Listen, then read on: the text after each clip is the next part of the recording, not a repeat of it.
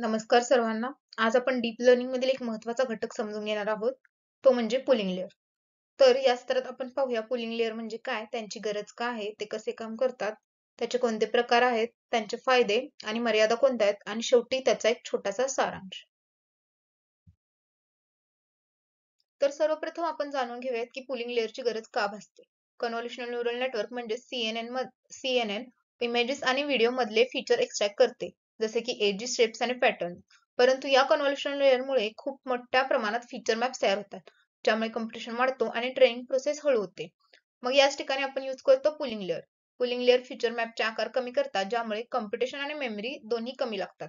म्हणजेच pulling layer जेवढी आपल्याला इम्पॉर्टंट माहिती आहे तेवढीच ठेवतात आणि जी माहिती इम्पॉर्टंट नाहीये ती काढून टाकतात.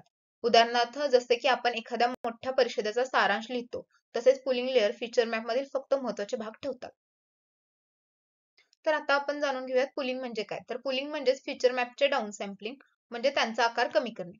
तर पुलिंग लेयर एक ठराविक आकाराचे विंडो फीचर मॅपवर फिरवते आणि त्या भागातील सर्व व्हॅल्यूजवर एक प्रक्रिया करते. जसे की मॅक्झिमम किंवा ऍव्हरेज. तर पुलिंगचे दोन टाईप आहेत, एक तर मॅक्स पुलिंग आणि ऍव्हरेज पुलिंग. मॅक्स पुलिंग म्हणजेच प्रत्येक विभागातील सर्व सर्वात मोठे मूल्य जे असेल ते ठेवतं आणि त्यानुसार महत्त्वाचे फीचर जपले जातात. आणि ऍव्हरेज पुलिंग म्हणजेच प्रत्येक विभागातील सर्व व्हॅल्यूंची सरासरी काढली जाते आणि मग त्यानुसार फीचर ठेवले जातात.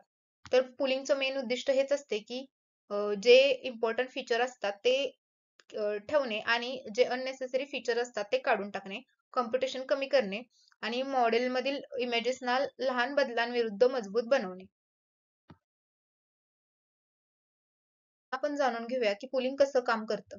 तर यातली पहिली स्टेप ही असते की जे कन्व्होल्युशन न्यूरल नेटवर्कने फीचर मॅप तयार केले जातात, तेच आपण ऍज अ इनपुट पुलिंग लेअरला पास करतो. त्यानंतर सिलेक्टिंग पुलिंग टाईप, म्हणजे जी पुलिंग साठी जी आपण पद्धत वापरणार आहे ती आपण इथं निवडतो. त्यासाठी आपण एकतर मॅक्स पुलिंग किंवा ऍव्हरेज पुलिंग वापरू शकतो.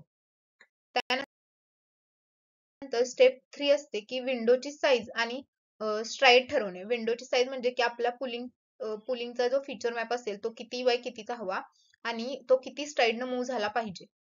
त्यानंतर स्टेप 4 असते की अप्लाय पुलिंग, म्हणजे जशी आपली विंडो स्लाइड होत जाईल तसं आपलं ऑपरेशन परफॉर्म होत जातील. जर आपण मॅक्स पुलिंग वापरला असेल तर ते विंडो मधली लार्जेस्ट व्हॅल्यू घेते आणि त्याचे फीचर्स ठेवते. जर आपण एव्हरेज पुलिंग ठेवला असेल तर त्यातील मीन व्हॅल्यू काढली जाते आणि त्यानुसार इम्पॉर्टंट फीचर ठेवले जातात.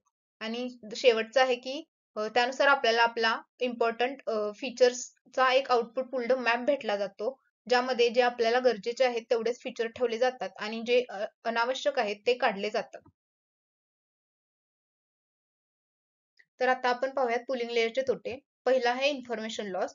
जसं की पुलिंग लेयर आपल्या डेटामधील माहिती काढून टाकण्याचं काम करते. अशा ह्याच्यात कधी कधी जी डिटेल्ड इन्फॉर्मेशन असते तीही निघून जाते. त्यानंतर फिक्स्ड ऑपरेशन.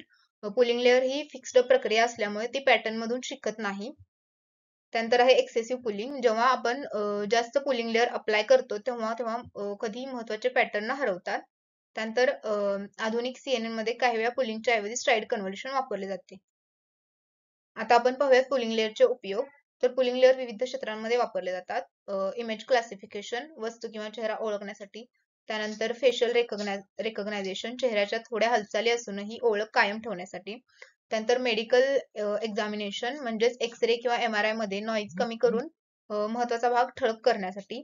आणि ऑब्जेक्ट डिटेक्शन, जेव्हा एखादा ऑब्जेक्ट आपल्याला डिटेक्ट करायचा असेल तेव्हा पण आपण पुलिंग लेयर वापरू शकतो.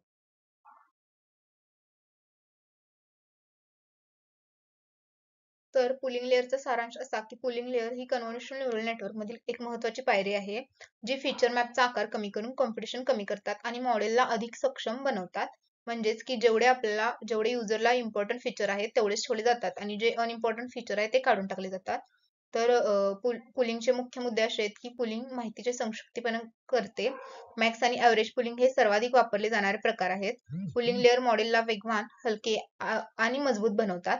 थोडक्यात पुलिंग लेयर्स हा डीप लर्निंग मधील एक सिम्प्लिफायर आहे, जो अवघड माहिती सोप्या प्रमाणात पण प्रभावी स्वरूपात दाखवतो.